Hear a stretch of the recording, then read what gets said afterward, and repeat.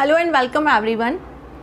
हम ICI के strategic management module के second chapter that is dynamics of competitive strategy, उसका एक टॉपिक पढ़ रहे हैं, that is competitive landscape. Competitive landscape क्या होता है, कैसे तैयार करते हैं या इसका क्या यूज़ है, हम इसके बारे में बात करते हैं। तो first of all, what is the meaning of competitive landscape? Competitive landscape is a kind of business analysis which identify your competitor either direct or indirect। ठीक है, मतलब ये है कि मान लीजिए कि कोई कंपनी, जैसे हम इसको एक एग्जांपल से समझते हैं। हम ऑटोमोबाइल सेगमेंट की बात करते हैं।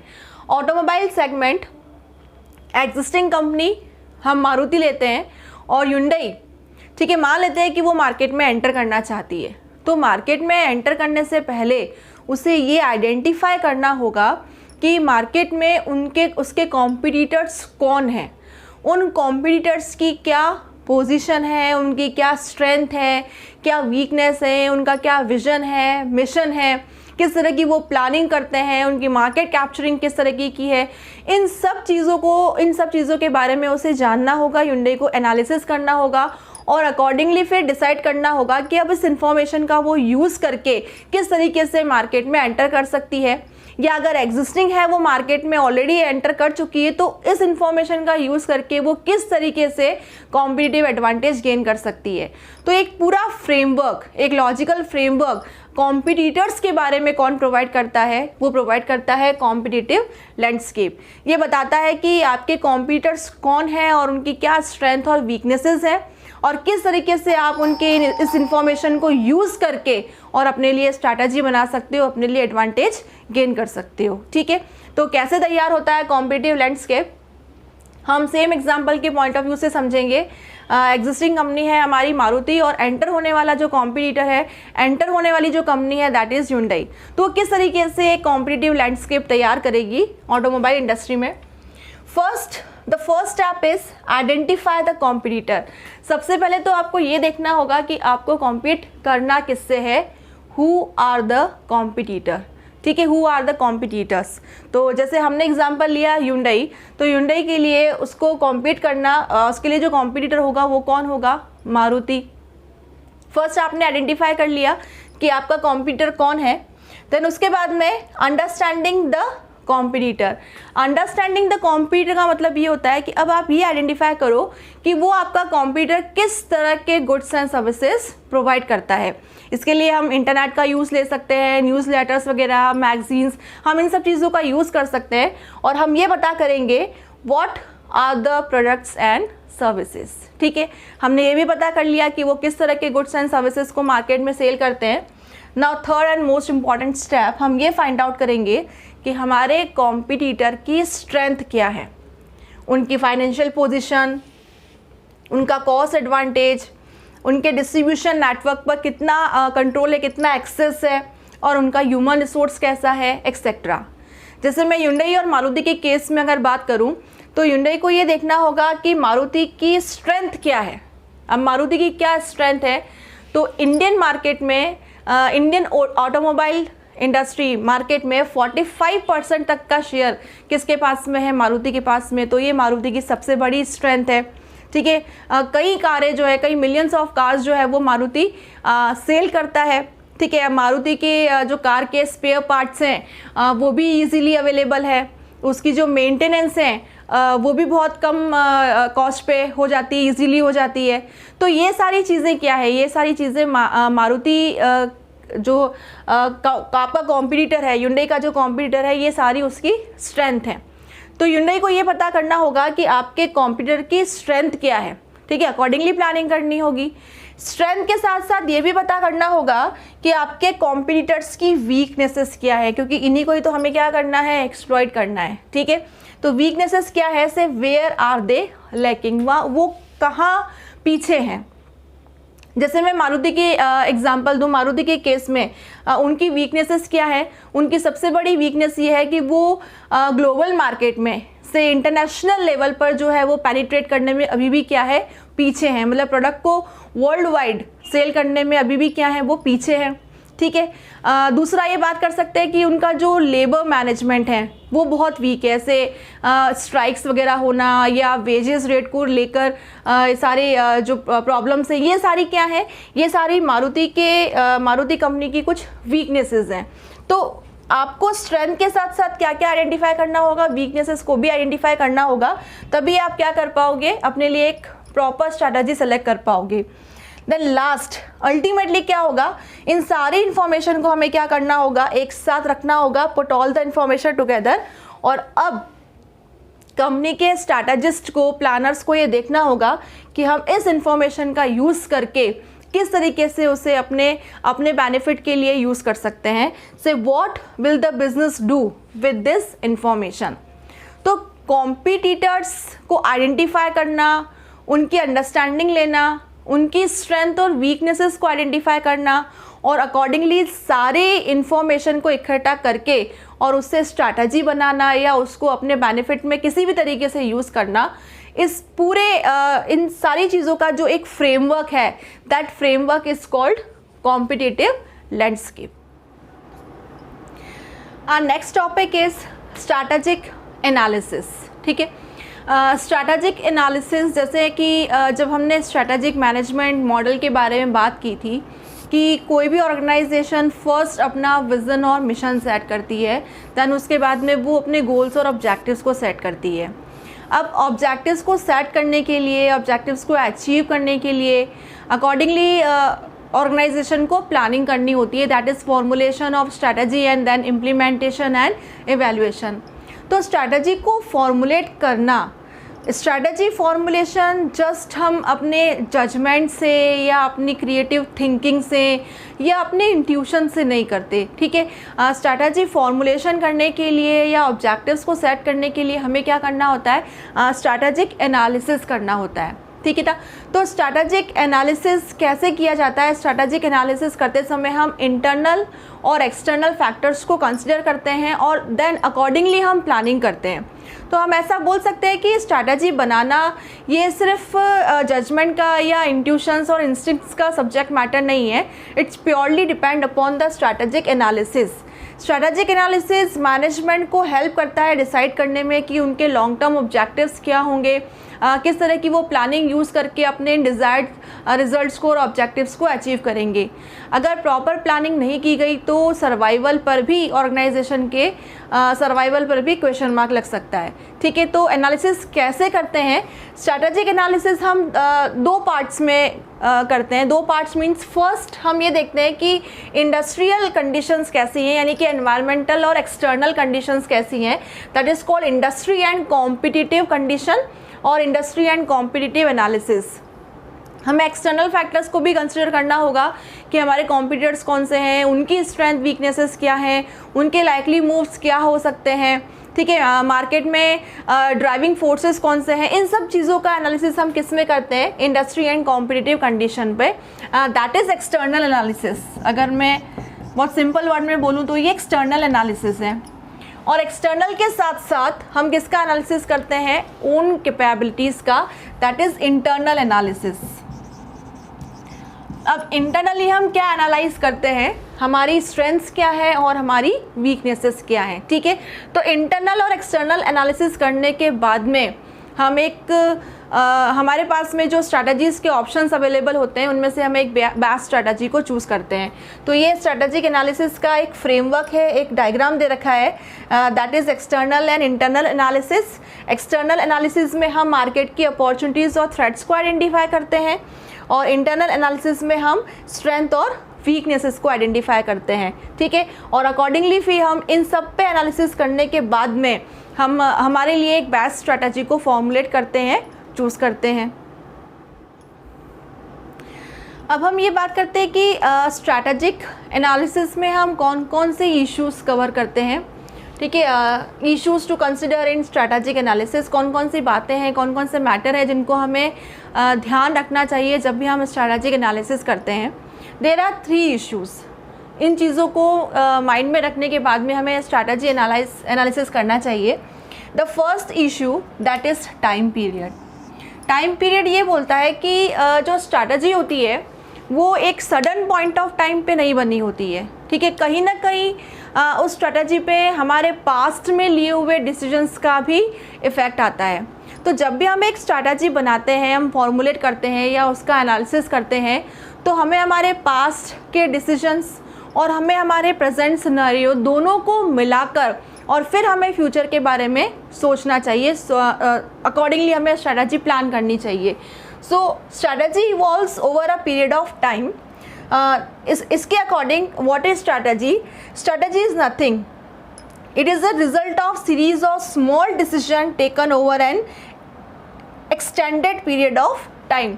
आपने पास्ट में जितने भी छोटे छोटे डिसीजंस लिए हैं, उन सब का एक जो कंबाइंड फॉर्म है, उसी को हम क्या बोल सकते हैं? स्ट्रैटेजी। जैसे कि अगर किसी ऑर्गेनाइजेशन ने कॉस्ट लीडरशिप को चूज़ किया है, तो कहीं ना कहीं उसके जो पास्ट डिसीजंस रहे होंगे वो अपनी कॉस्ट को कम करने के रहे होंगे, लाइक ट्रांसपोर्टेशन कॉस्ट को कम करना, या मटेरियल हैंडलिंग की या रीऑर्डरिंग की जो कॉस्ट है उसे कम करना, ठीक है। जो भी वेस्टेज हैं या जो भी डिफेक्टिव्स हैं, इन सबको रिड्यूस करने की कोशिश करना। तो इनके रिगार्डिंग जितने भी डिसीजंस लिए होंगे, उन्हीं को मिलाकर एट अ पॉइंट जो स्ट्रैटेजी बनी है, दैट इज़ कॉस्ट लीडरशिप।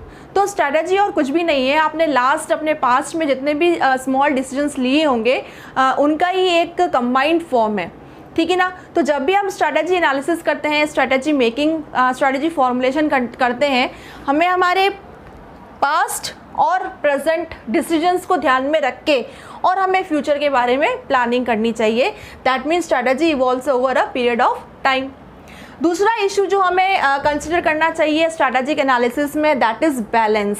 हमें क्या बना के चलना होगा? बैलेंस बना के चलना होगा। किसमें? एक्सटर्नल और इंटरनल फैक्टर्स में। External factors like environmental factors, जिनमें कंटिन्यूसली चेंज आता है, जहाँ अपॉर्चुनिटीज़ और थ्रेट एग्जिस्ट करते हैं, और इंटरनल फैक्टर्स जो हमारी स्ट्रेंथ और वीकनेसेस हैं। अकॉर्डिंगली हमें एक बेस्ट कॉम्बिनेशन बनाना होता है। अब जब हम ऑप्शंस बनाते हैं, कॉम्बिनेशंस बनाते हैं, तो ज़रूरी नहीं है कि उसमें जो बेस्ट कॉम्बिनेशन है वो हमारे लिए फिजिबल भी हो, ठीक है। तो हमें एक ऐसा कॉम्बिनेशन, हमें एक ऐसा ऑल्टरनेट चूज़ करना होता है जो परफेक्ट भले ही ना हो, लेकिन वो एक वर्केबल या एक फिजिबल बैलेंस करके चले एक्सटर्नल और इंटरनल फैक्टर्स में, एनवायरनमेंट में। दैट मीन्स स्ट्रैटेजी ऐसी होनी चाहिए जो फिजिबल होनी चाहिए, ठीक है। ऐसी होनी चाहिए जो वर्केबल होनी चाहिए। ऐसे नहीं कि परफेक्शन के नाम पर हम कोई भी ऐसी स्ट्रैटेजी बना लें जिसको शायद हम लाइफ में कभी अचीव ही ना कर पाएँ। दैट मीन्स आपको हमेशा क्या करके चलना होगा? बैलेंस बना के चलना होगा अपने इंटरनल और एक्सटर्नल फैक्टर्स के बीच में। और तीसरा मैटर, थर्ड इशू जो हमें कंसिडर करना होगा, वो कंसिडर करना होगा रिस्क। क्योंकि एनवायरनमेंट स्टेबल नहीं रहता, उसमें कंटिन्यूसली चेंजेस आते हैं। हमने बहुत अच्छे से सोच लिया, हमने बहुत अच्छे से ऑल्टरनेटिव्स में से एक चूज़ कर लिया, लेकिन रिस्क, इसे भी हमें कंसिडर करना होगा, ठीक है। जैसे हमने स्ट्रैटेजी बना ली कि हमें 8 आवर्स डेली पढ़ना है, अकॉर्डिंगली हमें हमारा सिलेबस कंप्लीट करना है। ये एक परफेक्ट स्ट्रैटेजी थी, लेकिन वर्केबल नहीं थी। शायद आप इस सिनेरियो में 8 घंटे की सेल्फ स्टडी नहीं कर पाए क्लासेस वगैरह के वजह से, तो 5 आवर्स सेल्फ स्टडी करना, 6 आवर्स सेल्फ स्टडी करना, दैट इज़ वर्केबल और फिजिबल स्ट्रैटेजी। लेकिन जब आपने स्ट्रैटेजी बनाई तो आपको और भी एक फैक्टर कंसिडर करना होगा, दैट इज़ रिस्क। रिस्क ये कि एनवायरनमेंट कंटिन्यूसली चेंज हो रहा है। एनवायरनमेंट में पॉलिटिकल फैक्टर्स हैं, डेमोग्राफिकल फैक्टर्स हैं, रिलीजियस फैक्टर्स हैं, सोशल फैक्टर्स हैं, बहुत सारे फैक्टर्स हैं जो कंटिन्यूसली एक फर्म के ऊपर क्या डालते हैं, एक ऑर्गेनाइजेशन के ऊपर इम्पैक्ट डालते हैं। तो हमें एक रिस्क एनालिसिस भी करना चाहिए, रिस्क को भी कंसिडर करना चाहिए, ठीक है। तो रिस्क को हम कैसे समझ सकते हैं? रिस्क को समझने के लिए एक छोटा सा मैट्रिक्स बनाया हुआ है। एक्स एक्सिस पर हमने ले रखा है टाइम पीरियड और वाई एक्सिस पर हमने ले रखे हैं factor. These are external factors and these are internal factors, ठीक है। तो अगर आपने रिस्क को एनालाइज नहीं किया प्रॉपरली तो उसके क्या कॉन्सिक्वेंसेस हो सकते हैं? टाइम पीरियड है शॉर्ट और आपने एक्सटर्नल रिस्क को, एक्सटर्नल फैक्टर्स को प्रॉपरली एनालाइज नहीं किया, तो हो सकता है कि आप एनवायरमेंटल चेंजेस को प्रॉपरली इंटरप्रेट ना कर पाएँ, उनको इंटरप्रेट ना कर पाएँ और उसकी वजह से आपकी स्ट्रैटेजी क्या हो जाए? फेल हो जाए।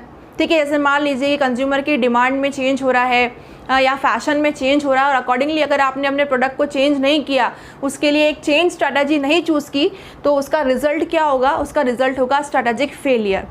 और अगर ये चीज़ लॉन्ग टर्म तक कंटिन्यू रही, आपने लॉन्ग टर्म तक अपने एक्सटर्नल एनवायरनमेंट को एनालाइज नहीं किया, चेंजिंग नीड्स को एनालाइज नहीं किया, अकॉर्डिंगली अडेप्शन नहीं लेकर आए, तो आप एक ऐसी स्ट्रेटजी पे काम कर रहे हो जो ऑलरेडी क्या हो चुकी है? ऑब्सोलीट हो चुकी है। ठीक है, तो एक्सटर्नल फैक्टर्स को अगर आपने प्रॉपर्ली एनालाइज नहीं किया तो शॉर्ट ड्यूरेशन में स्ट्रैटेजिक फेलियर और लॉन्ग ड्यूरेशन में आपको स्ट्रैटेजिक ऑब्सोलेंसेस को फेस करना पड़ेगा। सेम अगर आपने अपने इंटरनल स्ट्रेंथ और इंटरनल वीकनेसेस को प्रॉपर्ली एनालाइज नहीं किया तो क्या रिस्क रहेगी? हो सकता है मार्केट में अपॉर्चुनिटीज़ हो शॉर्ट टर्म में और आप उसको अपने एडवांटेज में कन्वर्ट ना कर पाओ। हो सकता है कि मार्केट में थ्रेट्स हो और आप उसको कोप अप ना कर पाओ, तो अगेन आपको क्या फेस करना पड़ेगा? एक स्ट्रैटेजिक फेलियर फेस करना पड़ेगा due to your internal factor in short duration. और अगर आपने इस चीज़ को कंटिन्यू करा, आपने अपने इंटरनल स्ट्रेंथ और वीकनेसेस को प्रॉपर्ली आइडेंटिफाई नहीं किया, प्रॉपर्ली रिस्क एनालिसिस नहीं किया, तो लॉन्ग टर्म में क्या होगा? लॉन्ग टर्म में आपकी जो स्ट्रैटेजी है वो इनकंसिस्टेंट हो जाएगी अकॉर्डिंग टू एनवायरमेंटल चेंजेस और आपको क्या देखना पड़ेगा? Again failure. तो जब भी हम एक स्ट्रैटेजी बनाते हैं, फॉर्मुलेट करते हैं, उसका एनालिसिस करते हैं, तो हमें हमेशा रिस्क फैक्टर को भी कंसिडर करना होता है। ये रिस्क एक्सटर्नल होती है जब वो एनवायरमेंटल फैक्टर्स में चेंजेस के अकॉर्डिंग जनरेट होती है। ठीक है, जैसे अगर मैं प्रेजेंट सिनेरियो की बात करूँ तो एग्ज़ाम्स का कंटिन्यूसली पोस्टपोन होते रहना, अभी जो एनवायरमेंटल में चेंजेस आ रहे हैं, ये सब क्या है? ये सब एक्सटर्नल फैक्टर्स हैं। और अगर मैं इंटरनल फैक्टर्स की बात करूँ, इंटरनल रिस्क, तो आपकी सब्जेक्ट्स के ऊपर कितनी पकड़ है, कितनी कमांड है, किन सब्जेक्ट्स के ऊपर है और किन सब्जेक्ट्स पे नहीं है। ठीक है, अकॉर्डिंगली सिलेबस में चेंजेस होना या एग्ज़ाम का पोस्टपोन होना, ये सारे फैक्टर्स, ये सारी चीज़ों को कवर करने के बाद में ही आपको अपनी स्ट्रैटेजी बनानी होगी, दैट इज़ रिस्क फैक्टर। तो जब भी हम एक स्ट्रैटेजी के बारे में एनालिसिस करते हैं, हम 3 फैक्टर्स को, 3 इश्यूज़ को कंसिडर करते हैं। First, time period. हमें सिर्फ प्रेजेंट और फ्यूचर नहीं देखना है, हमें हमारे पास्ट डिसीजन से जो हमने सीखा है, जो सबक लिया है या जो भी डिसीजंस हमने पास्ट में लिए हैं, उनको प्रेजेंट के साथ रख के और फ्यूचर की प्लानिंग करनी चाहिए। सेकंड, हमें बैलेंस बना के चलना होगा हमारे इंटरनल स्ट्रेंथ और वीकनेसेस का मार्केट की अपॉर्चुनिटीज़ और थ्रेट के साथ में। और बैलेंस बनाते समय हमें एक परफेक्ट मैच की रिक्वायरमेंट नहीं होनी चाहिए, हमें एक वर्केबल, एक फिजिबल मैच की, एक फिजिबल स्ट्रैटेजी की रिक्वायरमेंट होनी चाहिए। एंड लास्ट वन, रिस्क, जो एनवायरमेंटल चेंजेस की वजह से भी हो सकती है और इंटरनल चेंजेस की वजह से भी हो सकती है। इस रिस्क फैक्टर को, इस रिस्क इशू को कंसिडर करने के बाद ही हमें क्या करना चाहिए? प्रॉपर स्ट्रैटेजी प्लान करनी चाहिए। The last topic of strategic analysis is framework of strategic analysis. ठीक है, स्ट्रैटेजिक एनालिसिस में किस तरीके से बेसिस तैयार होता है, क्या फ्रेमवर्क रहता है? तो अगेन स्ट्रैटेजिक एनालिसिस 2 पार्ट में किया जाता है, external analysis and internal. External analysis में सारे एनवायरमेंटल फैक्टर्स होते हैं, लाइक कस्टमर एनालिसिस कि कस्टमर की नीड क्या है, मोटिवेशन, आपका कस्टमर का सेगमेंट, टारगेट एरिया क्या है, कॉम्पिटिटर्स का एनालिसिस कि उनके गुड सर्विसेज क्या है, उनकी परफॉर्मेंस कैसी है, मार्केट का एनालिसिस, एनवायरमेंटल चेंजेस का एनालिसिस। तो ये सारा किस में आता है? एक्सटर्नल में। तो अल्टीमेटली अगर एक्सटर्नल एनालिसिस का आउटकम बोलें तो एक्सटर्नल एनालिसिस का आउटकम होता है identification of opportunities and threats. ठीक है, देन अगर इंटरनल एनालिसिस की बात करें तो इंटरनल एनालिसिस ऑर्गेनाइजेशन की अपनी स्ट्रेंथ और वीकनेसेस से उनका परफॉर्मेंस, लाइक प्रोडक्ट की क्वालिटी, प्रॉफिट, कस्टमर सेटिस्फैक्शन। और अगर डिटर्मिनेंट्स की बात करें तो उनके पास्ट डिसीजंस या past strategies, current strategy, financial resources, human resources, ये सब क्या करते हैं? ये स्ट्रेटजी फॉर्मुलेट करने में उसके रिजल्ट को या उसके नेचर को इफेक्टेड करने में हेल्प करते हैं, तो इन्हें हम डिटर्मिनेंट्स बोलते हैं। तो डिटर्मिनेंट एनालिसिस, परफॉर्मेंस एनालिसिस, ये सब ऑर्गेनाइजेशन का खुद का है। तो अल्टीमेटली मैं बोलूँ इंटरनल एनालिसिस में हम क्या आइडेंटिफाई करते हैं? Strength and weaknesses of the organisation. ठीक है, तो जब हमें अपनी स्ट्रेंथ और वीकनेसेस के बारे में पता चलता है और हमें मार्केट की अपॉर्चुनिटीज़ और थ्रेट के बारे में पता चलता है, तो अल्टीमेटली हम इन सबको कंबाइन करके क्या कर सकते हैं, स्ट्रैटेजी को आइडेंटिफाई कर सकते हैं। The next step of strategic management model is strategic identification, then implementation, and then last one is control, that is evaluation and control। तो ये जो स्टेप है ये विजन, मिशन और ऑब्जेक्टिव्स के बाद का स्टेप है कि सेकंड स्टेप पे हमें क्या करना होता है, स्ट्रैटेजिक एनालिसिस करना होता है। ठीक है, स्ट्रैटेजिक एनालिसिस सिर्फ दो ही एस्पेक्ट से किया जाता है, एक्सटर्नल बोल सकते हैं, इंडस्ट्रियल बोल सकते हैं, और इंटरनल जिसको हम स्ट्रेंथ और वीकनेसेस बोलते हैं, that is called strategic analysis framework. और 3 इश्यूज़ होते हैं जो हमें स्ट्रैटेजिक एनालिसिस करते समय ध्यान में रखने चाहिए, कंसिडर करने चाहिए। फर्स्ट, टाइम पीरियड, क्योंकि स्ट्रैटेजी और कुछ नहीं, हमारे पास्ट डिसीजंस का ही एक रिजल्ट है। सेकंड, बैलेंस, बैलेंस हमें इंटरनल और एक्सटर्नल फैक्टर्स में बनाना होगा, not a perfect match, rather feasible और वायबल मैच। और लास्ट जिसकी हम बात करें दैट इज़ रिस्क। तो इन सारे इश्यूज़ को कंसिडर करके, एक्सटर्नल और इंटरनल एनालिसिस करके हम एक बेस्ट स्ट्रैटेजी को आइडेंटिफाई कर सकते हैं।